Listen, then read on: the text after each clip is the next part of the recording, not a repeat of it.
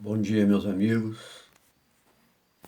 É um prazer e uma alegria novamente encontrá-los para darmos continuidade aos nossos estudos. Rogo a Deus e a Jesus e a Maria Santíssima que nos ilumine, nos intua e nos esclareça. Que a paz do Cristo Jesus esteja conosco, entre nós e em nossos corações. Hoje, para darmos continuidade aos estudos, a abordagem de hoje de Emmanuel, na lição número 13, Emmanuel vai fazer uma pergunta dizendo: que é a carne? E a sua interpretação, a sua reflexão sobre essa temática vai estar na carta aos Gálatas, capítulo 5, versículo 25. É um outro tema extremamente complexo e que exige um pouco, às vezes, mais de tempo, mas infelizmente nós não temos, já que a proposta é em torno de 25, no máximo 30 minutos. E no estudo anterior, infelizmente, peço desculpa a vocês, acabei ultrapassando e o celular só grava 33 minutos, e então foi publicado o estudo 12, parte 1 e 2, com 3 minutos que ultrapassou.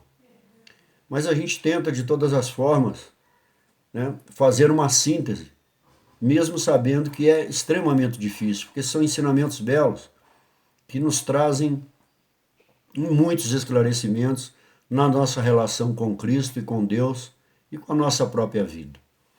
Mas lá em Gálatas, capítulo 5, versículo 25, Paulo diz assim: se vivemos em espírito, também andemos em espírito. Não podemos separar, eles se completam. Não é? Viver em espírito significa andar em espírito. É uma conduta que exige uma relação perfeita. Nós podemos viver em espírito e andar em contradição com o espírito. Mas é nessa contradição que a pedagogia divina, a misericórdia divina nos ensina a caminhar, porque nós necessitamos dessa contradição para exercitar as nossas mudanças, as nossas transformações e aquilo que nós nos propomos a melhorar. Não, então, esse andar, essa conduta, a nossa maneira que nós devemos, em espírito, andar, é tentar andar na maneira que o Cristo andou aqui na Terra. Estamos distantes disso ainda, mas isso é possível. Porque o Cristo é um novo agente de uma vida renovada. Não é? Então, também em espírito. Porque que espírito é esse? É aquele que o Cristo andou o tempo todo. Um espírito de Deus em nós. Nós não temos que ter a fé em Cristo, nós temos que ter a fé do Cristo. Porque foi a fé dele e a sua relação de extrema fidelidade a Deus e aos projetos de Deus para a humanidade que o Cristo e o Jesus encarnado suportou e enfrentou todas as provas. Então, o modelo de fé que nós temos que seguir para andarmos em espírito e enfrentarmos tudo aquilo que a carne nos suscita, tudo que a carne traz de dificuldades para nós, é a fé de Jesus. Ela é o modelo. Ela é o modelo e o guia. É a sua fé, que simboliza todos os nossos esforços. Não é? E nesse contexto, no Evangelho, como sempre a gente faz, no capítulo 5, há duas temáticas aqui para nós entendermos rapidamente, senão eu acabo ultrapassando o tempo novamente. Paulo diz, no prefácio do capítulo 5, ele diz assim: para ser livres, Cristo nos libertou, em espírito, interiormente. Não é do jugo romano. A temática anterior também abordamos algumas questões dessas. Mantende-vos, pois, firmes, e não vos deixeis prender de novo ao jugo da escravidão. Não é, novamente falando, não é a escravidão de Roma, a escravidão judaica, o condicionamento, o legalismo da lei, não é isso. Porque uma das temáticas aqui também vai estar a circuncisão. Ou seja, outra coisa que prende ao homem as condições, as convenções, a lei, aos legalismos, aos desejos, às concupiscências, tudo que prende a carne, e não aquilo que objetiva o espírito. Então, aqueles que estavam se convertendo ou começando a seguir o cristianismo, queriam também trazer para o contexto do cristianismo esses mesmos mecanismos de cultos e ritos. Ou seja, o que Paulo fala, o que nós entendemos isso? Você apenas muda de amo, mas não muda de condição, você continua sendo escravo. A liberdade é interior, é a essência, aquela que está em nós, no espírito. Porque essa questão da circuncisão, no Evangelho Apócrifo de Tomé, no item 54, lá tem uma questão que diz lá que os apóstolos perguntaram para Jesus se a circuncisão era válida.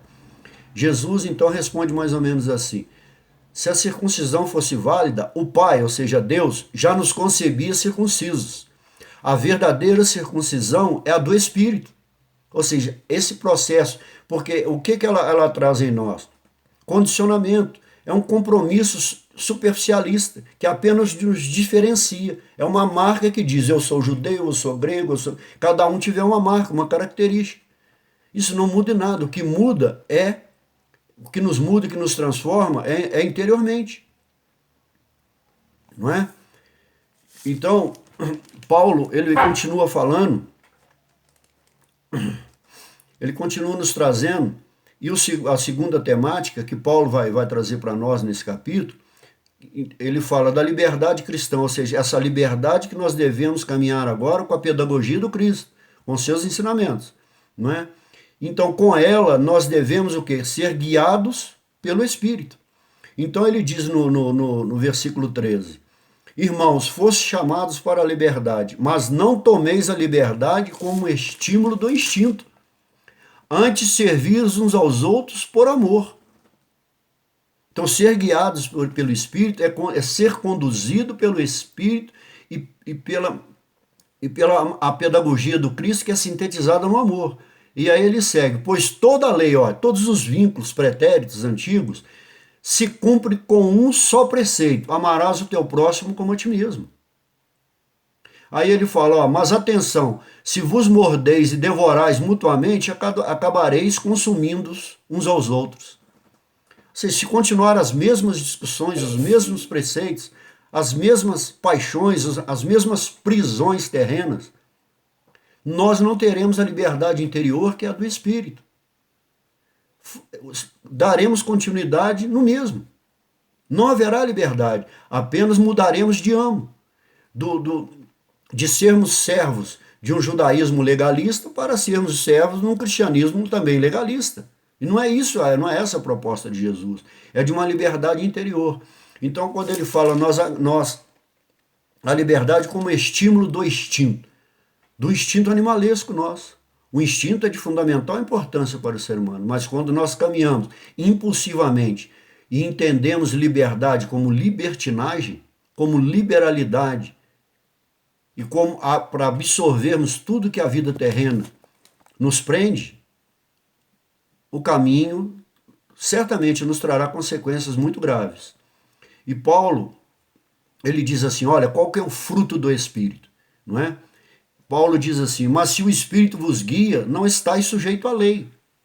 Porque a lei está tá na consciência, está no nosso interior, não nos códigos.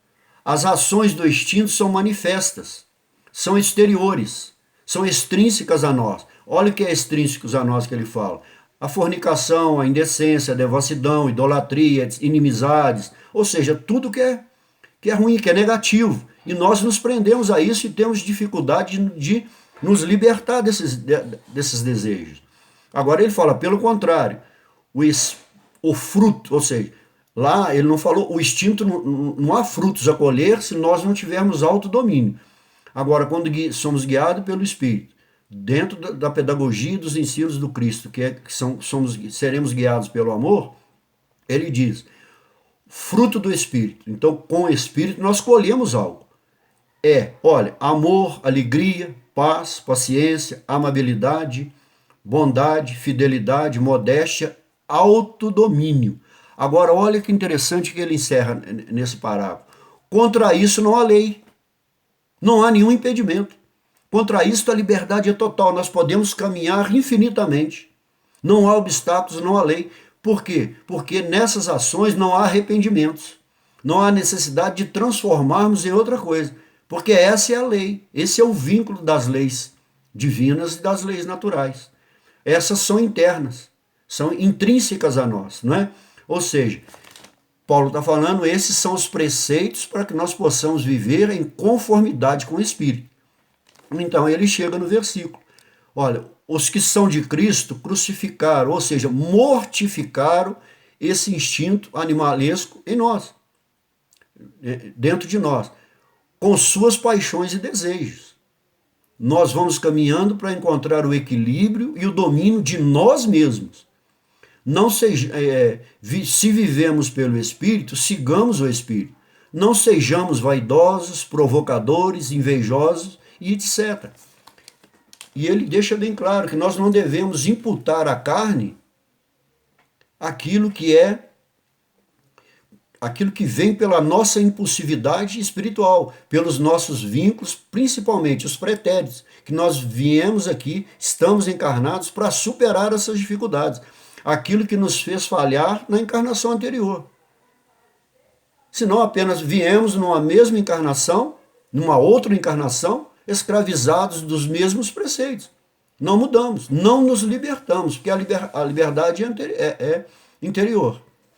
Então, Emmanuel, nessa pergunta que é a carne, agora nós vamos fazer a leitura de Emmanuel, e essa leitura é belíssima porque o contexto que o Emmanuel fala aqui é para todos os tempos. Se nós pegarmos os tempos mais longínquos e abordarmos hoje na idade moderna, pós-moderna que nós estamos hoje, ela enquadra perfeitamente em todas as situações. É uma reflexão, Emmanuel, que filosófica, teológica, sociológica e até mesmo em aspectos psicológicos importantes nessa relação com o instinto. Capítulo 7 aos Romanos, 7, 8 e 9, nós vamos entender muito bem isso, como eu já falei na outra lição. Então Emmanuel nos diz assim, quase sempre, quando se fala de espiritualidade, apresentam-se muitas pessoas que se queixam das exigências da carne. Olha que interessante, exigências da carne. Por que a carne nos exige? Porque o espírito está condicionado nessa morada, nesse tabernáculo, nessa vestimenta. Cristo, na carta aos Hebreus, o que está lá? Cristo encarnou. O Verbo encarnou entre nós. Ou seja, ele viveu todas as exigências da carne. Ele participou de tudo. Só do erro que não, dos pecados. Ou seja, ele não se desviou, porque a carne, Cristo já era liberto em si mesmo e vivia em espírito e pelo Espírito de Deus. Ele vivia em plena sintonia com Deus. Então a carne em nenhum momento gerou nele aquilo que, veja bem, ele em nenhum momento ele teve ou foi suscitado interiormente que essas contradições, ou seja, esse contraste que a carne com o espírito traz a nós, aonde isso contrasta em nós? Nas nossas escolhas. Nós não sabemos, escolho aqui o do espírito ou da carne, das paixões humanas ou da liberdade do espírito, vinculadas ao amor. Então nós ficamos presos a isso. Em nenhum momento Jesus teve dúvida, porque ele era plenamente liberto aonde? Em si mesmo. As condições da carne e do mundo material não lhe traziam mais nenhuma dificuldade. Nada foi capaz de trazer para ele o que cobrou dele, aquele instinto ainda humano, de tudo aquilo que Jesus passou, trouxe a ele dificuldades para enfrentar. Ele permaneceu vivendo no Espírito e para o Espírito. Então segue Emmanuel. E quando nós somos vinculados a questões somente da carne, da materialidade, o que nós estamos falando, que o Paulo está falando? Paulo está falando da cobiça, dos bens materiais, da luxúria, etc, etc, etc. Então, quando nós fazemos isso, nós ficamos anelados, presos, vinculados, ou seja, aos prazeres de quê? da sensualidade humana. E às vezes nós confundimos esse sensualismo, que é mais vinculado a paixões terrenas, materiais, vinculadas a esses aspectos, e nós confundimos isso com amar, com o amor ágape. Nós confundimos isso, essa relação. E às vezes nos prendemos a isso por achar que estamos dentro de um vínculo, de um elo de amor. E não. É verdade que os apóstolos muitas vezes falaram de concupiscências, ou seja, os desejos da carne, tudo aquilo que nós nos prendemos, né? Essa cobiça, esse excesso, né? Essa prisão ao sensualismo, né? Da carne. E seus criminosos impulsos e nocivos desejos, ou seja, são todas as nossas ações e as nossas atitudes irrefletidas. Impulsos, geralmente, dificilmente, quando nós agimos impulsivamente, esses impulsos ou essas ações são guiadas pela razão, pelo equilíbrio. Então, geralmente, elas são irrefletidas e, às vezes, fortalecidas pela vontade. Porque a vontade, quando nós fazemos uma escolha, ela nos direciona e ela é o motor que nos impulsiona a isso, ou para o bem ou para o mal. Ou seja, a nossa razão, esse autodomínio e esse equilíbrio é que vai direcionar a nossa vontade para a carne ou para o espírito, para a carnalidade. Nós vamos ver logo aqui na frente. Não é? Nós mesmos, olha, frequentemente nos sentimos na necessidade de aproveitar o símbolo para tornar mais acessíveis as lições do Evangelho. Ou seja, nós às vezes buscamos, mas nessa simbologia, nessa leitura, adaptar e tornar mais acessíveis para justificarmos, às vezes, esse entendimento errôneo da liberdade da ação do Espírito que age na carne. E ele é que atua, não é? O próprio Mestre figurou que o Espírito, olha, como elemento divino, é o elemento espiritual, é forte, mas que a carne, olha, como expressão humana, é fraca. Porque só o Espírito pode equilibrar aquilo que ele, enquanto encarnado, mas só o Espírito, o eu, o nosso eu superior, o nosso eu espiritual, só ele pode equilibrar, se ele tiver o controle de si mesmo, aquilo que a carne está lhe imputando, aquilo que a carne está lhe exigindo, aquilo que ela quer se saciar. Só ele pode trazer equilíbrio a ele. Só o Espírito pode fazer. Por quê? Quando nós entendemos isso, o espírito, olha, forte, mas que a carne como expressão humana é fraca. Ou seja, porque a carne, ela torna serva daqueles desejos, como Paulo, nós lemos anteriormente. Então, quando nós nos tornamos servos desses desejos, dessas iniquidades, dessas paixões, nós queremos preservar isso a todo custo. E aí é por isso que fica difícil essa transformação e essa mudança. Então, Emmanuel diz, entretanto, que é a carne? Aqui ele faz uma pergunta. Cada personalidade, olha, cada personalidade espiritual, porque a carne em si, a matéria, a carne no sentido biológico, fisiológico, é tudo a mesma coisa. Agora, cada espírito que habita nessa carne são personalidades distintas. Então, cada personalidade espiritual tem o seu corpo, todos nós temos, mas individualmente somos diferentes. Tem o seu corpo, olha, fluídico, e ainda não percebeste, porventura, que a carne é um composto de fluidos condensados? Apenas isso. Mas é de extrema importância para a nossa evolução, não é? E nós temos que valorizar esse corpo. Mas temos que controlar, porque a impulsividade, a libertinagem e a liberalidade vai trazer consequências para esse corpo. Vai trazer sofrimento, dor, agruras e uma série de situações. E o espírito, vinculados a isso, preso e continuando sendo servo da carne, não havendo uma mudança, uma transformação, cada vez fica mais difícil. Ele fica mais preso e esse sofrimento continua pós-vida e assim sucessivamente. Mas teologicamente, para que possamos entender, carne, né, vem do grego sarx. É interessante porque isso aqui, ou seja, é apenas o espírito, vamos dizer assim, a existência humana nas suas limitações. Porque o espírito aqui vem contido pela carne. Nós sabemos que nós vamos lembrando na medida que nós vamos despertando da nossa condição, que é a nossa essência em espírito, nós vamos então entendendo e vendo em nós mesmos aquilo que é necessário nos transformar para que possamos, nessa oportunidade de encarnação, evoluir. Então, é o espírito condicionado à limitação da carne. Agora, como nós falamos que está lá em João 1,14, não é? O verbo se fez carne e habitou entre nós.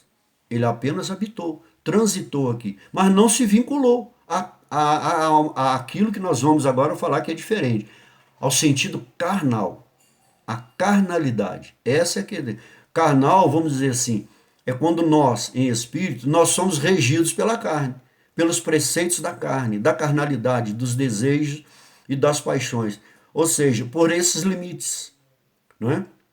Que são o que nos limita e nos condiciona? Egoísmo, orgulho, paixões, ou seja, é um material que está em nós, ou seja, que rege o espírito.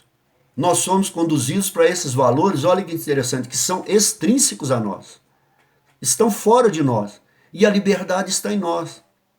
Por isso que viver em espírito, andar com o espírito e para o espírito, não é? Viver e andar em conformidade com o espírito é externar, é despertar a verdadeira liberdade que está interior a nós, não é? Ou seja, é o espiritual, né? É quando o espírito age e rege a matéria. Ele é o maestro. Ele conduz essa orquestra que está aqui em nós. Ele é o maestro, ele conduz, ele não tem dúvida.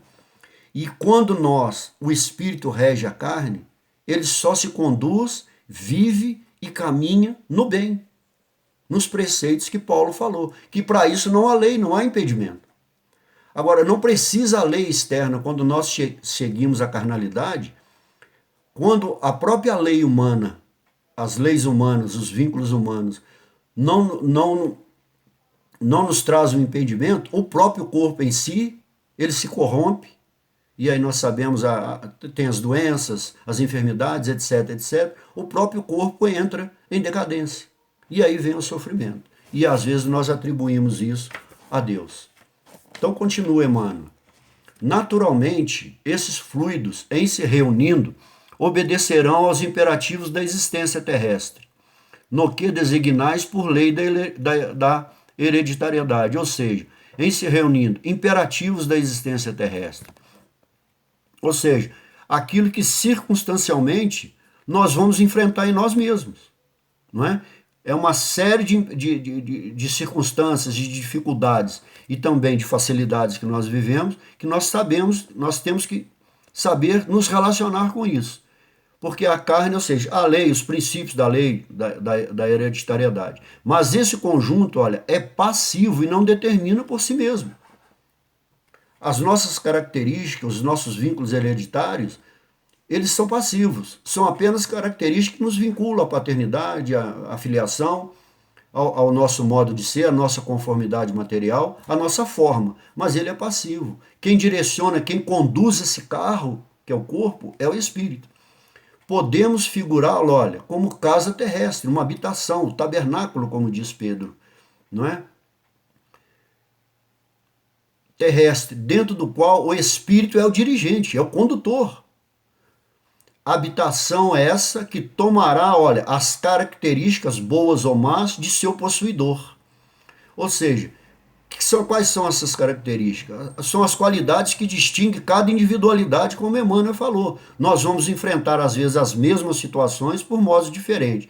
Então, viver no espírito, o que exige de nós? Transcender a isso, ultrapassar essas limitações que a carne nos traz e que o espírito prepondere nessa condição, não é? Porque há duas condições, tanto na nossa intelecção, da nossa percepção da realidade, da circunstância que nós enfrentamos, e nas nossas rogativas para Deus.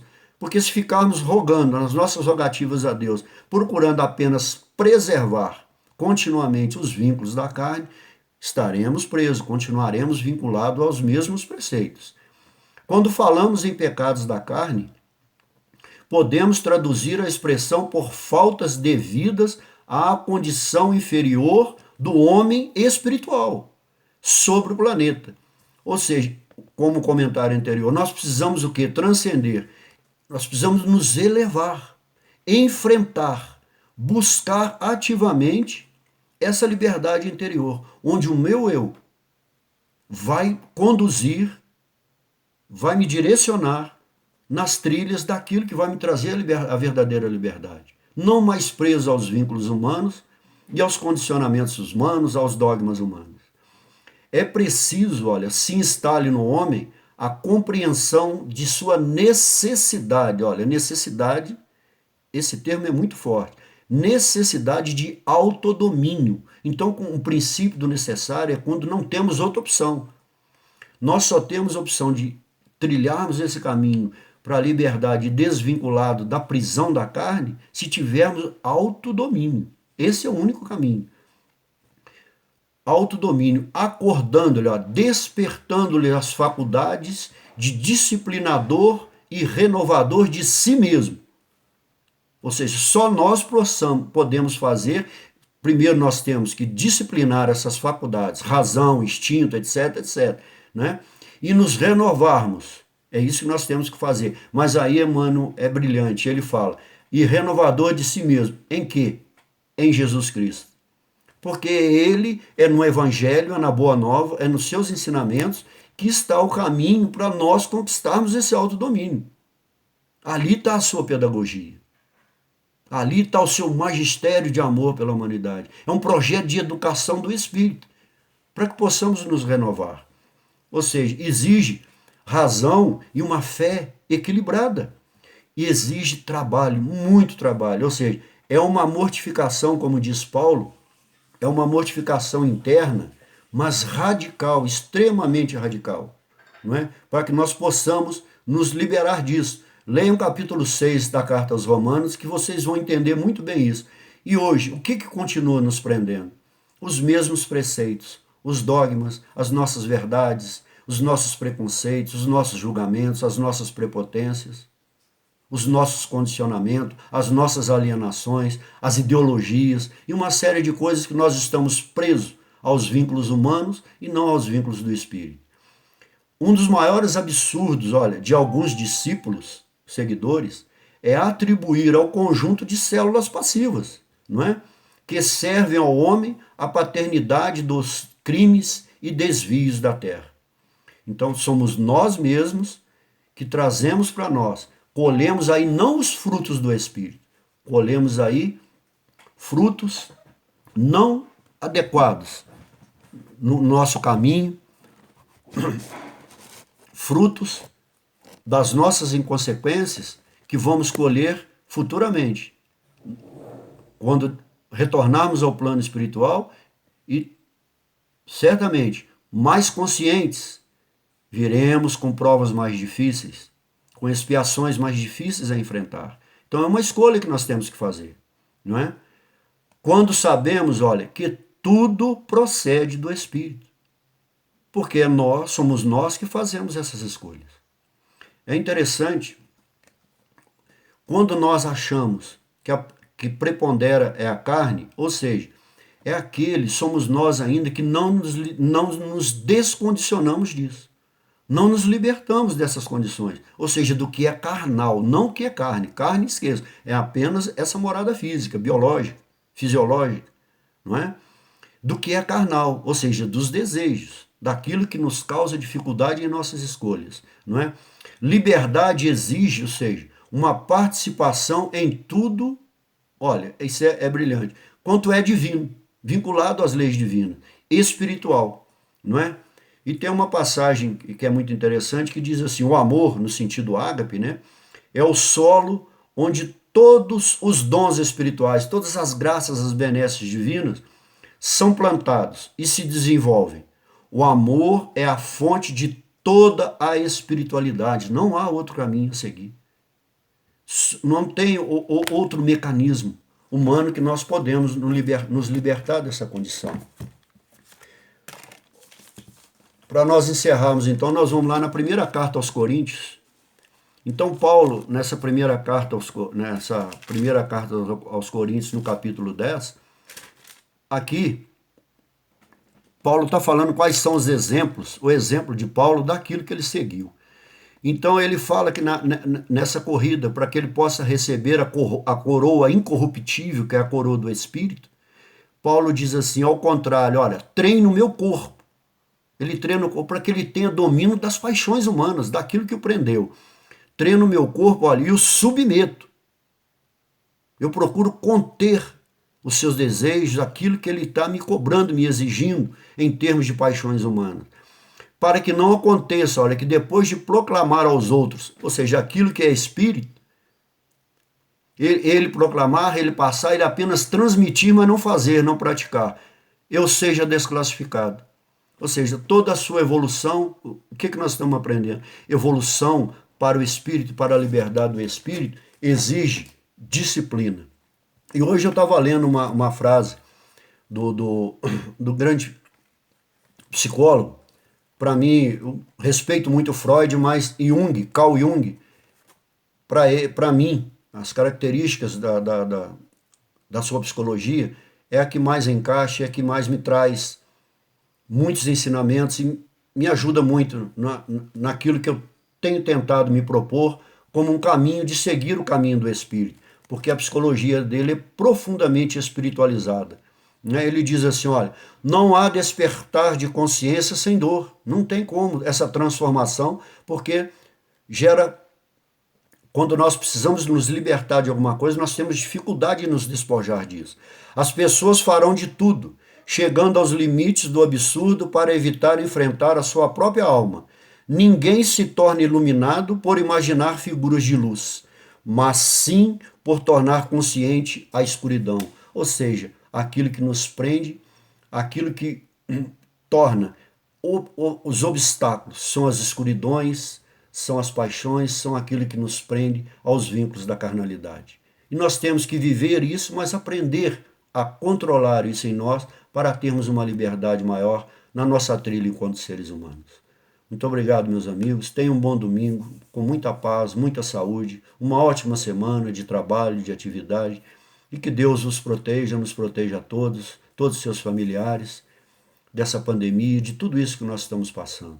Muita paz, muito amor em seus lares físicos e espirituais. Que assim seja.